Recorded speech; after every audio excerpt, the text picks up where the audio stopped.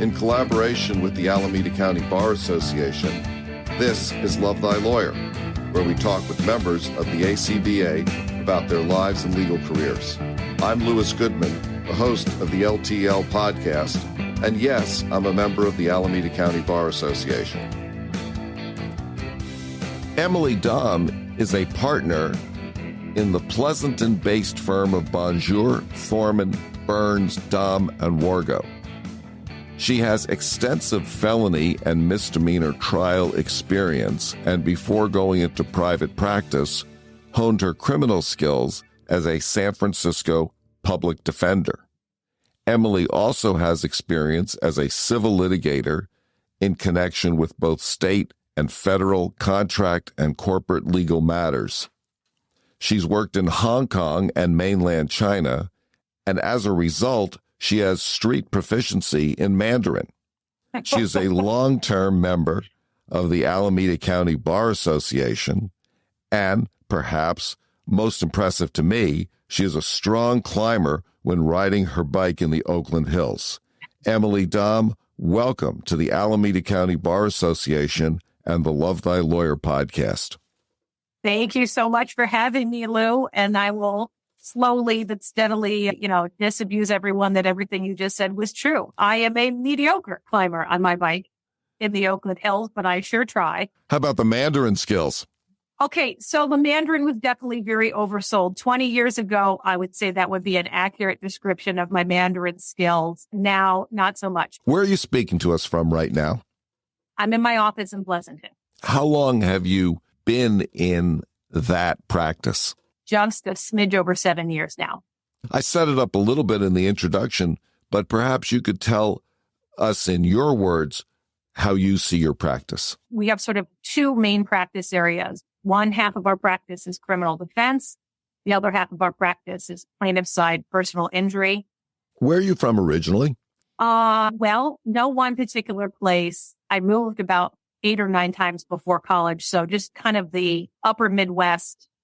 I consider myself a South Dakotan since I spent collectively the most time in South Dakota before I left for college. Is that where you went to high school? I graduated from O'Gorman High School, good Catholic school in Sioux Falls, South Dakota. So when you graduated from Catholic school in Sioux Falls, you ultimately went to college. And where did you go? Keeping with the Catholic school tradition, I went to an all-girls Catholic school in Minnesota called the College of St. Benedict. It is in St. Joseph, Minnesota, outside of St. Cloud, which is not far from St. Paul. So as you can see, we are very holy. Well, what was that experience like going to college at an all-girls Catholic school? So there is an adjacent men's school, St. John's University. So it wasn't, we had classes at each other's campuses and such. I think that I really miscalculated what a all-girls Catholic school college experience would be. I thought this was going to be a very kind of feminist capital F, let's go ladies. And it was not. And I really thought about transferring after my first year. But then I realized if I transferred, I was going to transfer to some place where I think everybody was going to kind of be like me, think like me. And I don't think I was going to have as enriching an experience. So I stayed. And I think it was the best decision I ever made. I loved the school. I think I got a top shelf education. I made such great connections with my professors who really, without them, I can't even imagine that I would be anywhere close to where I am today without getting to know them. And so I'm glad that I didn't go with my impulse to get the hell out of there. Now, you have a couple of degrees beyond your bachelor's. Obviously, you have a JD, and you also have a master's degree in law and diplomacy from the Fletcher School at Tufts University. So I'm wondering if you could tell us, after you got out of college, where you went to school, and if you took any time off between the time you got out of college and the time you started your graduate work. So after college, I went to a small town in central China, about an hour and a half's drive outside of Chongqing. I taught English at a university there for a year. And I had studied abroad in the same, a different university, but in the same town when I was in undergrad. So that's how I ended up there. So I did that for a year. Then I came back to the States. I got a job at the U.S. Department of Labor in D.C. I worked in the Labor Department for 2 years. First on the Welfare to Work program. And then I worked on international labor issues, primarily child labor issues in the department. So I was there for 2 years before then I went to graduate school, and I actually applied. I did graduate school and law school at the same time. I did like a joint degree. I ended up starting graduate school first at the Fletcher School. So that was my master's program. I did 2 years there. Then I came out to Berkeley to do law school. Then I bounced back and forth until I was done with the whole thing. So you were in the master's and the JD sort of simultaneously? Yeah. Yeah. I figured out a way to cut a year off the whole shebang. What prompted you to get an interest in China? Studying abroad there. Well, can you tell us a little bit about the experience in China? I was there for 6 months, 1995, the fall of 1995. We were way out there. There were, other than my sort of group of about 10 fellow students, there were no other foreigners around. People did not speak English. We had to learn Chinese. The presence of the Communist Party was felt while we were there. So, for example, we had made really good friends with a couple of students, Chinese students in the English department. They would tell us how they were being very clearly told that they were to learn English from us, but not to get too close to us, not to get too involved with us. And I remember traveling with one of my friends that I made there, and it was almost like we were having an affair.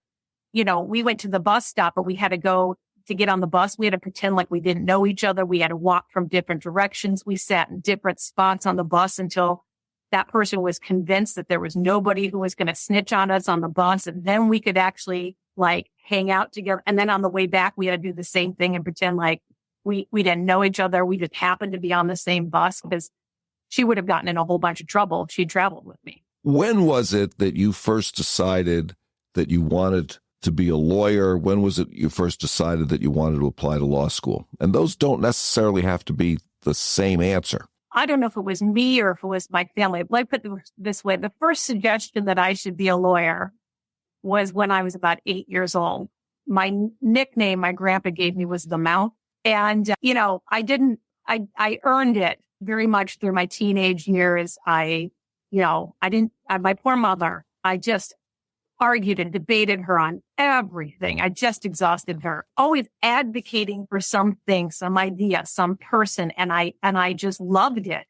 I loved it. I always wanted to be the person fighting for the underdog. The law just seemed like that's the place you do that. That's the place where you get to stand up and you get to say what's right. And you get to fight for someone who maybe can't fight for themselves. And it just seemed like such a pure and good thing to do. And I wanted to do it ever since I was little. Maybe I didn't know it was called a lawyer, but that's what I wanted to do. Applying for law school, if you'd asked me in college, 100% I was going to apply for law school. If you had asked me a couple of years after college when I was working, I would have said, well, I don't know, because I was kind of exploring the diplomacy, the international relations aspect of things. But I always knew that getting a law degree was going to help me no matter what I decided to do. So applied for law school, came out here. I hated law school, but I really liked learning about the law, and I love being a lawyer to this day. Right now, you're a partner in a very successful, very well-respected practice here in the East Bay. Can you kind of walk us through your legal career from the time you graduated from law school and passing the bar, and then your work experience? So I graduated from all my schools in 2004. My first year as a lawyer I spent in Hong Kong. I'd been a summer associate at Latham and Watkins in their Singapore and Hong Kong offices. I couldn't believe anybody was paying me to go to Asia, let alone that much. I thought that was just pretty cool. And then they hired me directly into the Hong Kong office. And I was thrilled. And I went to Hong Kong. In Hong Kong, at least then, I haven't been back since China has taken more of a intense hold over it. But hell of a city, just an amazing city. And I loved it.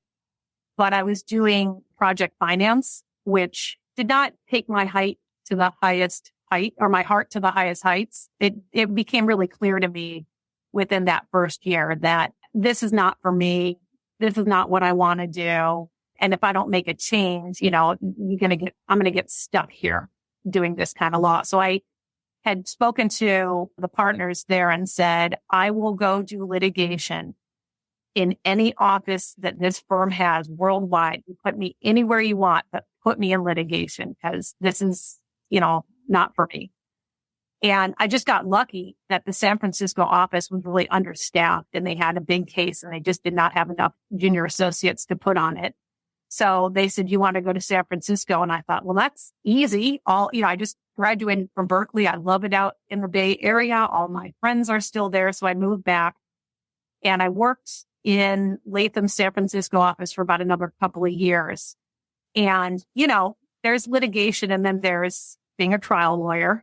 And I realized that, I don't want to be a litigator. I want to be a trial lawyer. I was really looking for, how do I kind of get back to what I wanted to do in the first place, which is I wanted to be the person fighting for the other person in the courtroom. And a really good friend of mine, she was going to lunch, and she grabbed me to come along with her. And who she ended up going to lunch with was the then manager of the misdemeanor unit of the San Francisco Public Defender, an excellent attorney named Nikki Solis. I had lunch with her, and I was like blown away, because here's somebody who was doing, here it was. This is the thing. This is what I wanted to do. I wanted to be like her. I wanted to be in court like her. I wanted to be in trial like her. I wanted to fight like her.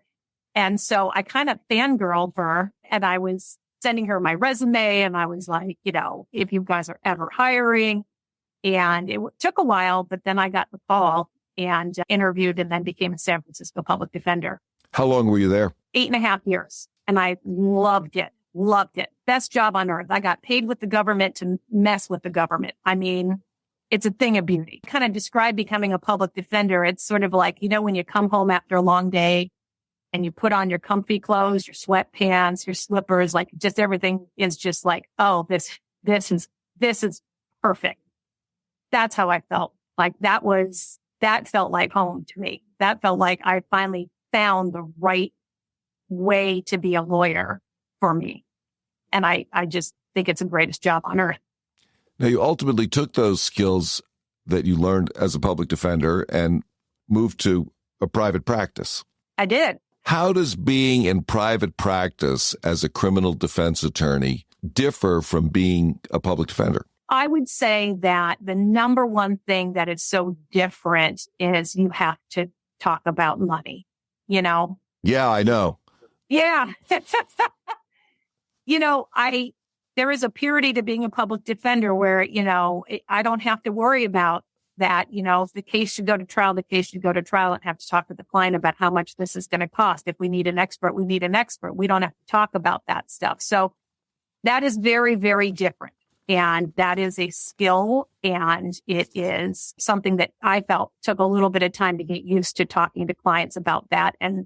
But that's very different. On the other hand, I'm not in court every single day, all day long, managing calendars. I have a much lower caseload and feel like I can give my cases the kind of attention that I wished I could give them when I was a public defender. So I really enjoy it. I really enjoy it. I feel like I can do great work, and I still get to do all the things that I enjoy about being an attorney, about being on this side of the table in a criminal courtroom, and able to make a decent living while doing. If a young person were just coming out of college and thinking about law as a career, would you recommend that? I would have a lot of questions for that young person. First of all, I would really discourage them from going from college directly into law school. Law school is a huge undertaking, and I'm referring both to the financial undertaking, which for these young folks coming out of school now, and for the amount of debt that they're looking at is unseemly. I really worry that people who are going into the law hoping to do great things with their skills, working in nonprofits, working in the public interest, are just going to be so disappointed at their inability to do that when they come out with that kind of debt. And it's far more debt than even was going on when I was coming out of law school 20 years ago. The other thing is, being the practice of law, there's so many different ways to be a lawyer. There are so many flavors of lawyering. And so, I think that it's such an intense experience to go to law school. It's 3 years of your life, lots and lots of money. You should be going because you have a real passion for the law and what you want to do with it. You may not know exactly what you want to do with it, but I feel like if this is something that, you really feel that you can, this is the avenue you're going to go down, and this is what you really passionately feel strongly about doing, by all means, go for it. And let's figure out the best way to deal with the money situation. But I would discourage anybody who's like, well, I could always be a lawyer. What advice would you give to someone coming out of law school? Be a joiner, get out there, meet other lawyers, meet other people in the profession, build a network of people, not just, for professional reasons, although that's really, really important, I think, but to have other friends in the legal profession who you can rely on, who you can call upon, who you can say, boy, I've got this issue. And maybe you don't want to ask your supervisor, but you need to have someone you can trust who might give you some good advice about how to handle a situation. Or do you have a brief on this? I just think it's so important to stay connected and to build that network. And especially, you're going to probably change jobs at some point, or perhaps many, many times in the future. And that network of people you build and that you connect with are going to be a huge help for you along that way. And you may not see that year 1, 2, 3, 4, 5 out of law school, but I can sit and tell you here, year 20 out of law school, that's a huge benefit to you career-wise. Well, since this podcast is sponsored by the Alameda County Bar Association, maybe you could tell us a little bit about your experience along those lines with ACBA. The number one professional organization I think all lawyers should be involved in is their local bar association. One, you should be there to support it because your local bar association supports you, and ACBA is a fabulous bar association. And I say that not just because my partner, Megan Burns, is the president-elect for next year, but like, for example, when I got into private practice, that was one thing I did not have as a public defender. We can be very insular as public defenders. I was not connected with my bar associations, with any professional organizations. So, Jules and Michael, our founding partners at this firm, made a great effort to make sure I knew about ACBA. I got involved in ACBA, and I have been a member, but I've been involved in the criminal law section and, puts on some of the best MCLE programs free if you're a member, which is incredible. And on all kinds of topics, not just sort of subject area, but, how to manage stress, how to manage the business side of the practice. So many things that, you might not get elsewhere. And they advocate for the lawyers in this county. So I'm a big believer in joining bar associations. Next year, I'm going to be the president of the California Attorneys for Criminal Justice, which is a statewide organization that advocates for not only just people in the practice of practicing criminal defense, but for really fundamental reforms to the criminal justice system. We have a very, very active and successful legislative committee that has, if you've enjoyed some of the changes as a criminal defense attorney, if you've enjoyed some of the changes to the penal code that you've seen over the last couple of years, that's, in large part due to CACJ. We support private criminal defense attorneys who, a lot of us are in small firms.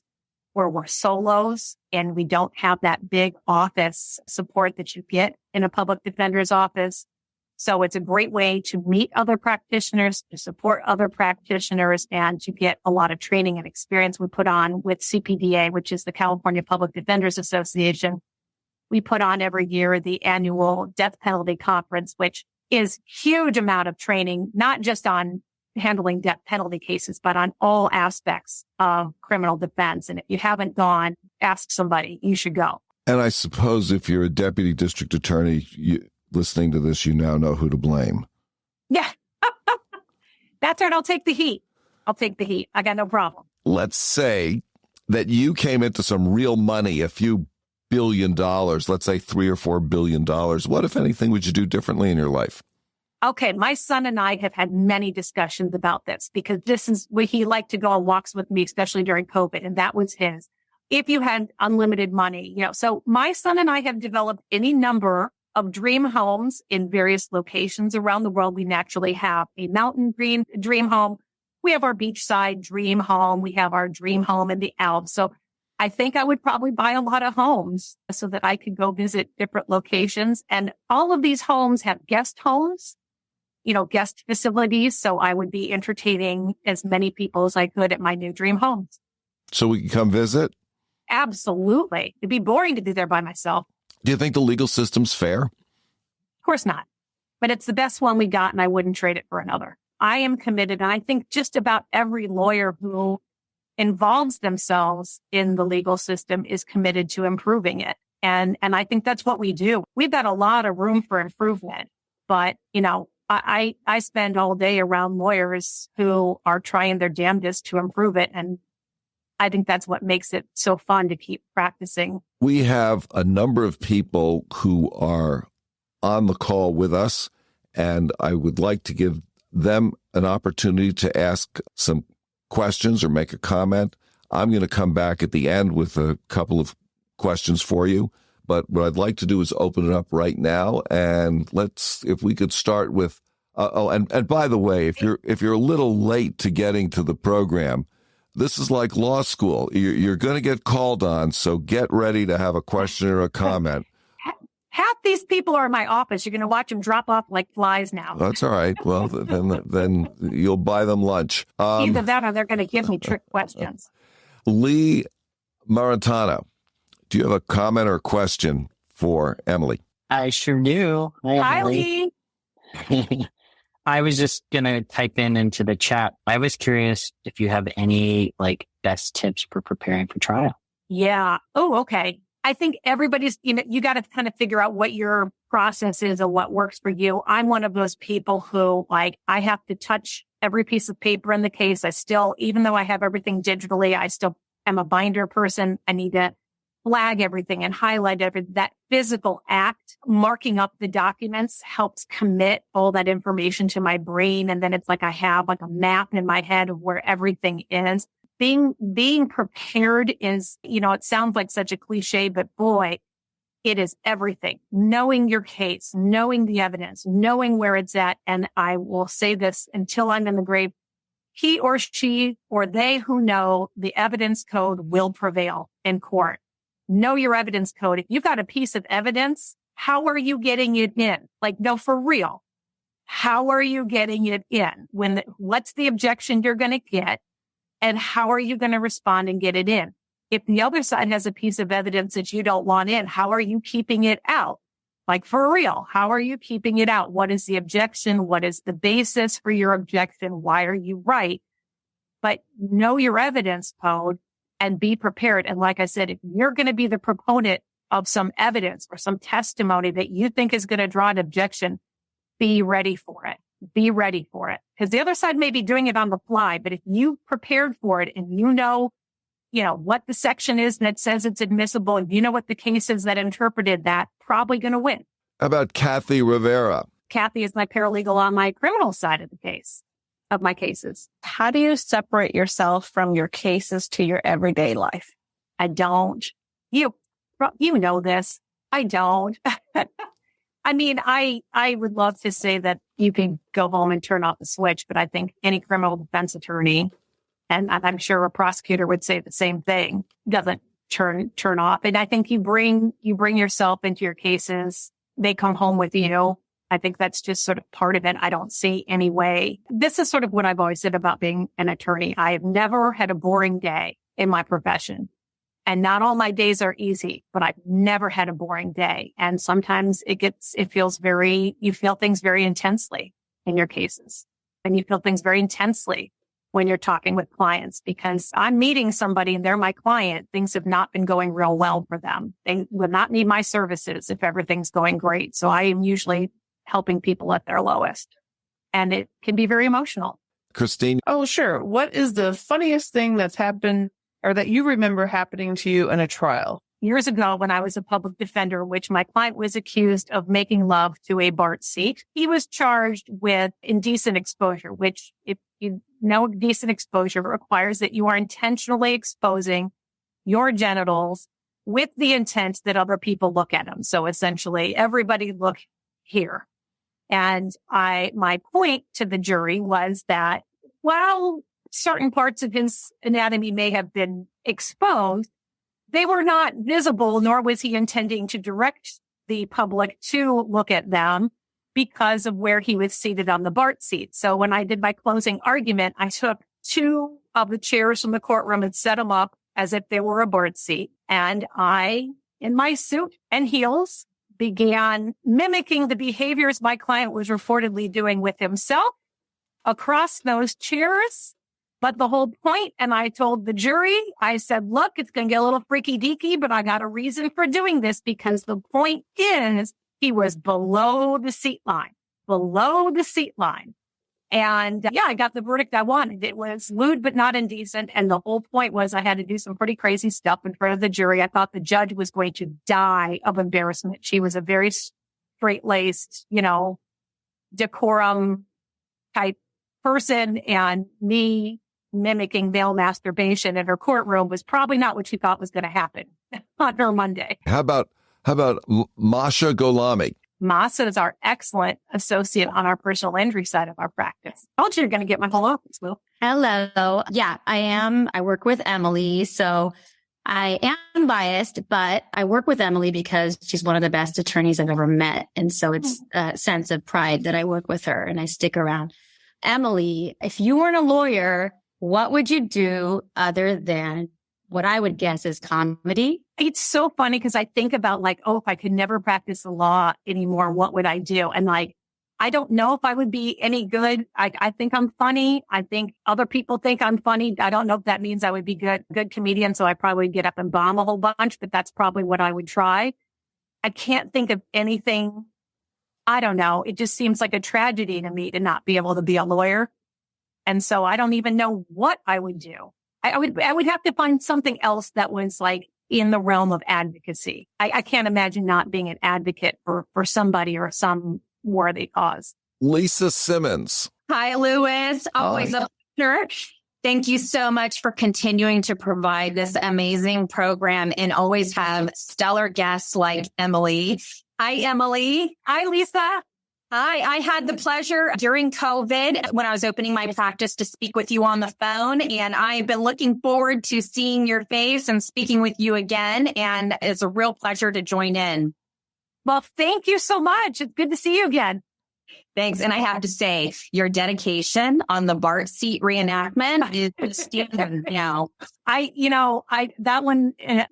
of my colleagues at the public defender's office made a little poster board thing for me of all the newspaper articles that came out. Cause of course I ended up in all the news of the weird, this case and stuff. And so I still have that in my office. Wonderful. And then on that note, because that's the standard that you dedicate all of this to, my question to you, it's a very general one, but what do you think makes a great criminal defense attorney? And on the other end of the spectrum, what do you think makes a very poor criminal attorney? Okay.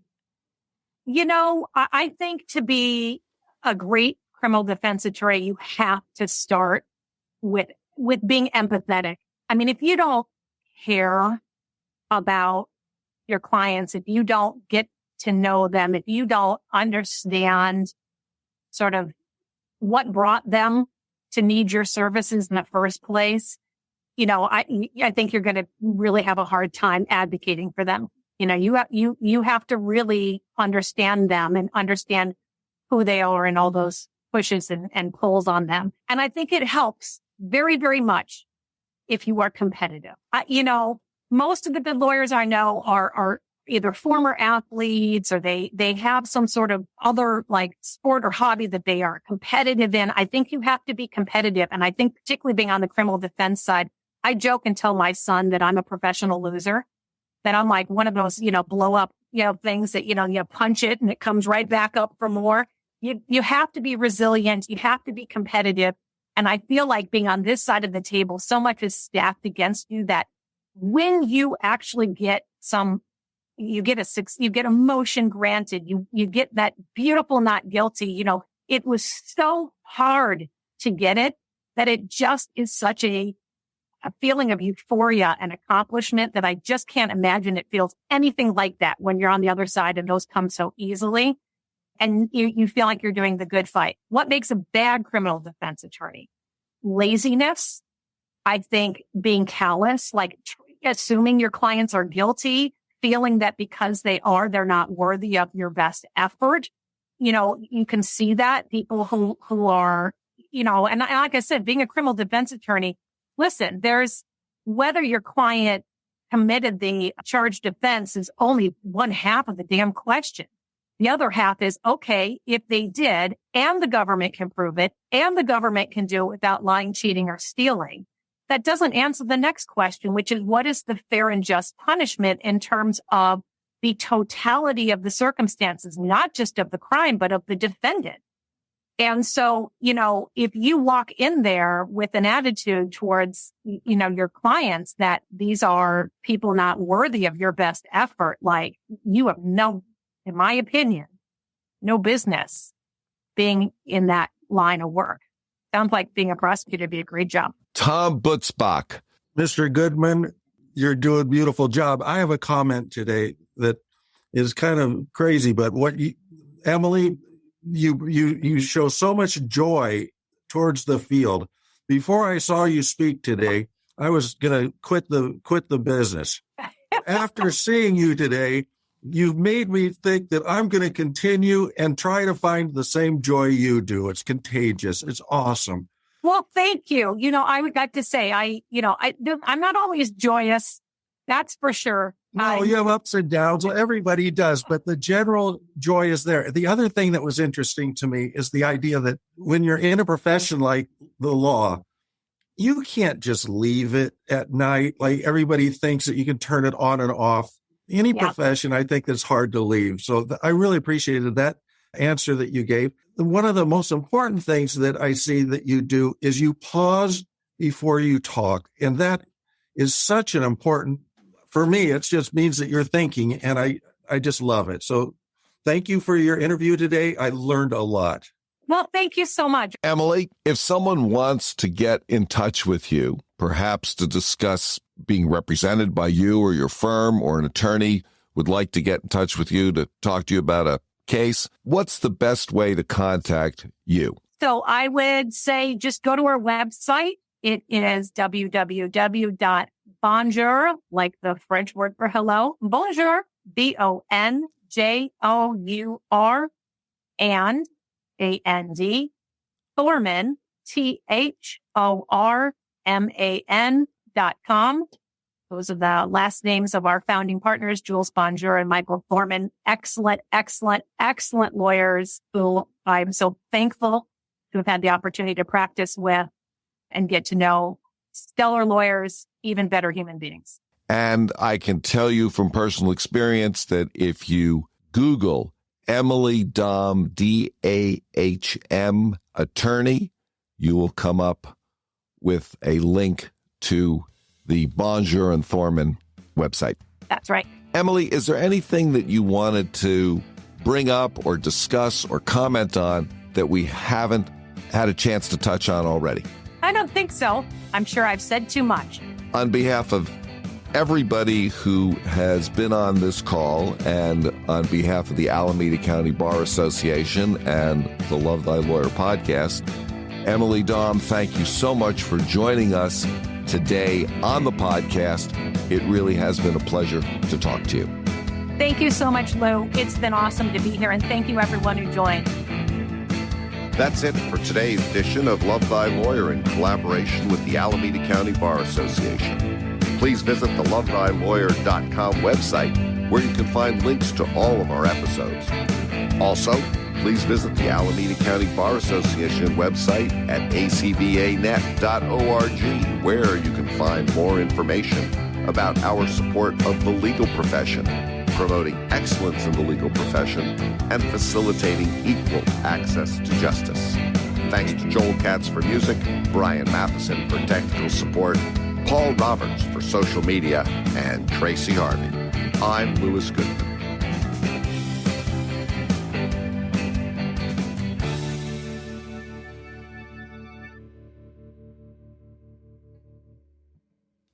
I know lots of people don't practice anymore. I feel like I'm one of the only ones who still loves what I do.